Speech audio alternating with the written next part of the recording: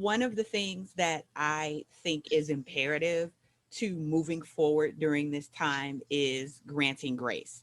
Now, I know that that's not necessarily a tool in a toolkit, but it's something that's very, very necessary for everyone. We are trying to hold people to the same rigid standard of everything that we were holding people to before the pandemic hit and the world started burning.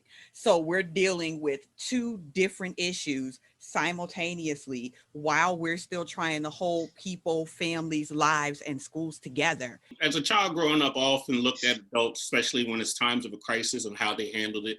So as educational leaders and educators, we have to make sure that we keep ourselves in check. These students are looking at us and seeing us and responding to how we respond to this situation.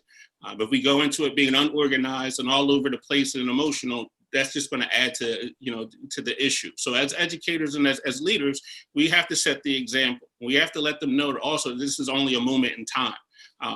This is not, forever.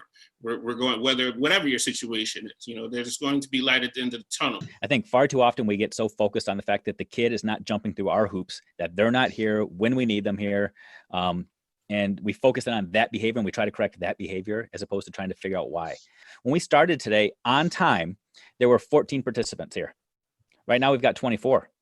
Why is that? Why did we have 10 people showing up late? And I could sit down and I could analyze, maybe people were at in another session. Maybe they had to go get a drink. Maybe they had to take care of a child. And going back to the grace situation, I'm going to assume the good and doubt the bad and assume that everybody wanted to be here when we started.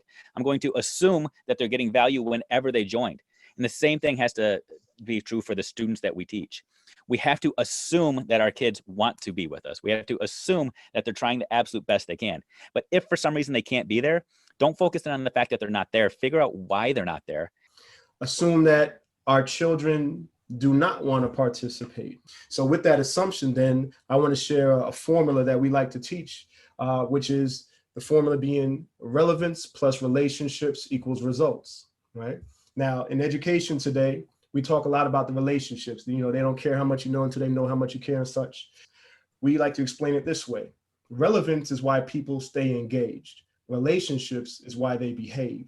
And that's the reason why you need both of them. Relationships will be the reason why students will not interrupt your environment, not jump on the bed and disrupt everything you're doing. But it's the relevance that gets people engaged.